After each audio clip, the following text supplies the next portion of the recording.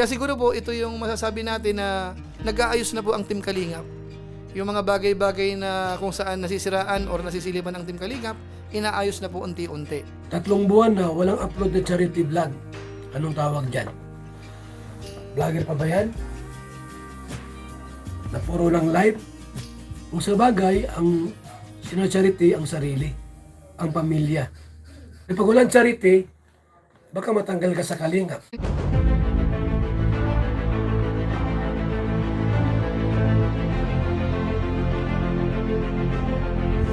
Ayun, shoutout guys, muli po, welcome to my YouTube channel.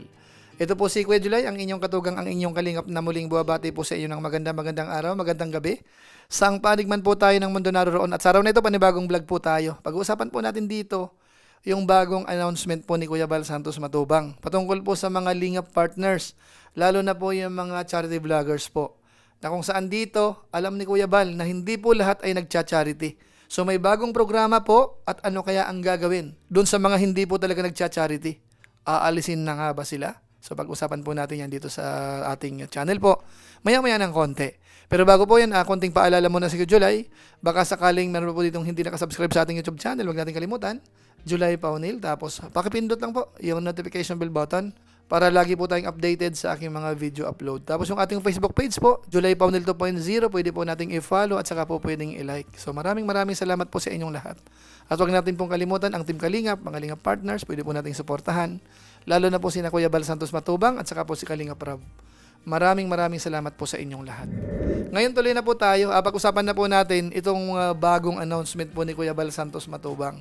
Bagamat siyempre po, alam natin, maraming nagko-comment po sa Team Kalingap na sinasabi po nila, wala na raw pong pagcha-charity sa Team Kalingap. Kung ano-ano na raw po ang makino-content ng Team Kalingap at yung pagcha-charity ay nakalimutan na.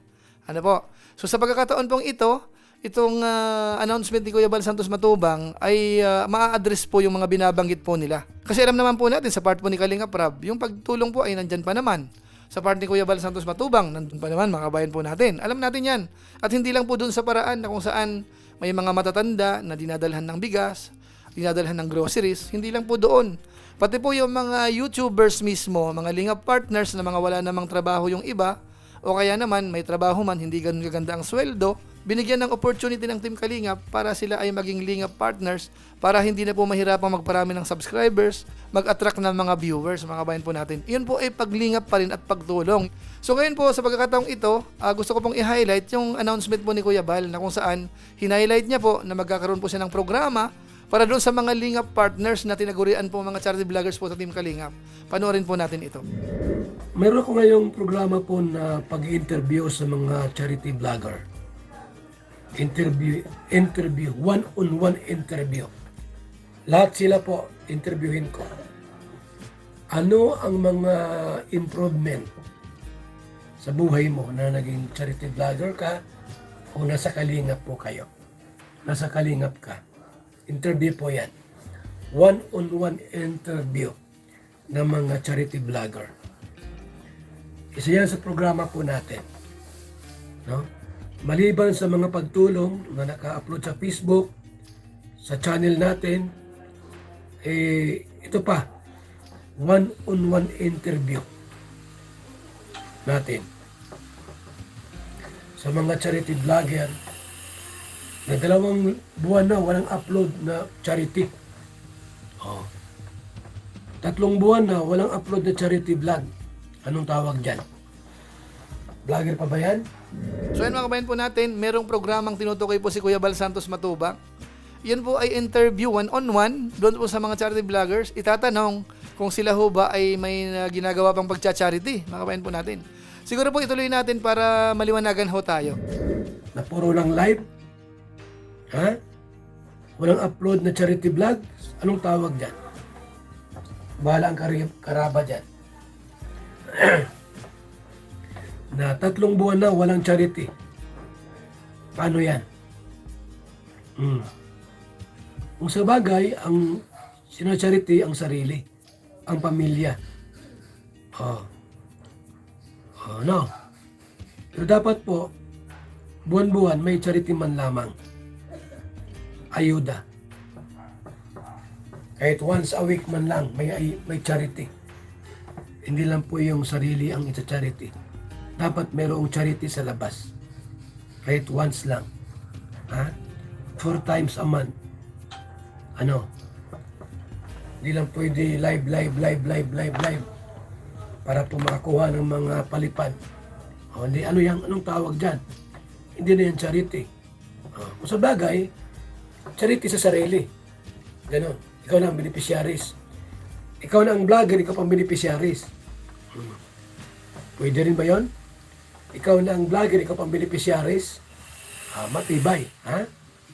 So, i-check natin po pag mayroong mga 3 buwan na, 2 buwan na po na walang charity.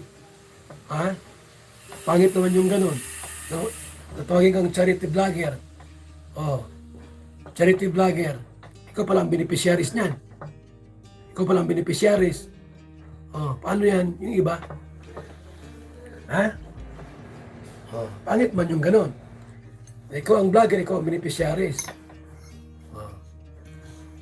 Matanong tayo. Mayroon ka bang beneficiaries? Aba, sarili ko po, Kuya Bal. Ang beneficiaries ko sarili ko. Ay, pangit naman yung ganon. Ha? Dapat po, maghanap din po ng ma-scout at matulungan.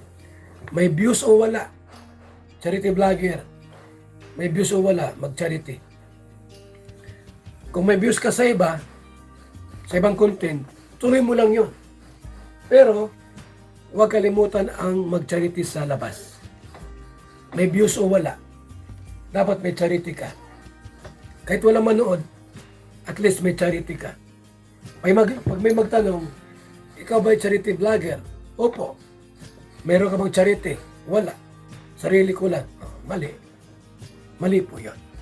Dapat may charity ka. Kahit once a week, 4 times a month, may charity po kayo. Ganyan. Huwag ka na magpabahay. Kung di kaya magpabahay po kasi mahal ang pabahay. Ano lang, bigas-bigas lang 5 kilo. Kung walang budget, 5 kilong bigas, lumabas ka. Maghanap ka ng senior na tutulungan mo, mag-charity ka. Tapos ang usap. So yan mga kababayan po natin, required po talaga na magkaroon ng charity content, charity vlog. At least po once a week, mga kababayan po natin.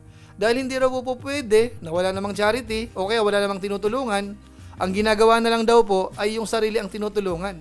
Yung iba, panay live na lang daw para magkaroon po ng pakulay, super chat, mga kababayan po natin. Na kung saan may punto naman po si Kuya Bal Santos Matubang. So sa tingin ko po dito, wag nating masamain yung mga binanggit po ni Kuya Bal Santos Matubang kasi makakatulong din po yun sa atin. Sa buong community, at least mababawasan kung hindi man po mawawala yung mga bumabatikos po sa Team Kalingap na nawala na raw po yung pagcha-charity. Puro pakatok na lang ang nangyayari mga kabayan po natin. Kaya dito po sa paraan na ito, nakita natin, magsisikap ho yung mga Lingap partners na charity vloggers ho ng Team Kalingap mga kabayan po natin. Kasi kung hindi po sila susunod, meron pong gagawin po si Kuya Bal Santos Matubang. Ito, pakinggan po natin. Pag walang charity, baka matanggal ka sa Kalingap. Kung 3 buwan, 2 buwan, wala kang charity. Ikaw na ang vlogger, ikaw pang beneficiary. Matibay. So yun mga kabayan po natin, pwede po silang matanggal.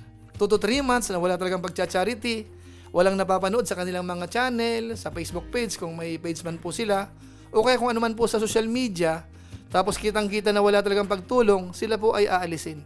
So ano kaya masasabi ng mga viewers po natin? Paki-comment nga po sa baba kung kayo po ay pabor sa sinasabi ni Kuya Bal na kapag hindi naman nagcha-charity, marapat lamang pong alisin na lang sa Team Kalingap. At doon naman po sa mga Lingap partners naman ho na nakikita natin na laging kinokomento nga nung iba na mga nagkaroon na raw po ng bahay sa Team Kalingap, kumbaga ho ay umasenso na, si Kuya Bal ho ay hindi naman against po doon. Kung sakaling may bahay na, mas okay nga yun ang kabayan po natin. Okay lang po yan, Yay, na may mga napagpala sa programa natin. Ayaw naman natin po na yung vlogger ng Kalingap walang bahay. Walang kotse. Ayaw natin yon. Gusto natin na mag-improve ang sarili. Subalit, huwag kalimutang mag-charity. Kahit once a week. Kahit once a week. Or twice. Huwag kalimutan mag-charity. Kasi tinawag tayong charity vlogger. dapat mag-charity po tayo. So ayun mga kabayan po natin, maliwanag. Okay lang naman daw po na magkaroon ng bahay. Yun man po ay sa sariling sikap, galing sa sponsor, kung ano man po, okay lang na mayroong bahay po ang isa sa mga Lingap partners. Ang importante daw ho, kung charity vloggers, dapat meron po silang pagcha-charity. Yun lang naman po ang hinihingi po ni Kuya Val Santos Matubang.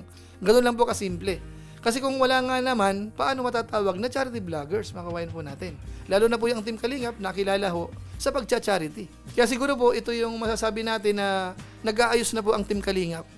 Yung mga bagay-bagay na kung saan nasisiraan or nasisilipan ang Team Kalingap, inaayos na po unti-unti. Kamukha rin po nung pagpatol po sa mga buzzers, pagpatol sa mga naninira sa Kalingap. Di ba ho, dyan sa live ni Kuya Val Santos Matubang na yan, nabanggit din po yun na hayaan na sila. Hindi na sila makikipagsagutan dyan. Kumbaga ho, i-strike na lang kung kinakailangan o kaya i-demanda.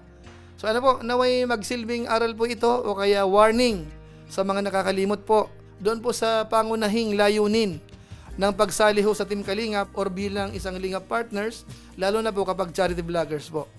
So sana maliwanag po yun mga kabayan po natin at abangan po natin yung mga susunod na kabanata. Ano mga kabayan po natin? So ilang po muna siguro ang ating maiksing reaction video po patungkol po sa pinaka-latest announcement po ni Kuya Val Santos Matubang na naka-address sa mga charity vloggers sa Team Kalingap. Maraming salamat po sa inyo at kung inyo po itong nagustuhan, pwede po nating i-share. So muli, ito po si Kuya July, ang inyong katugang, ang inyong Kalingap na pansamantalang nagpapaalam po muna. Kita-kita ulit tayo sa mga susunod ko pang vlog.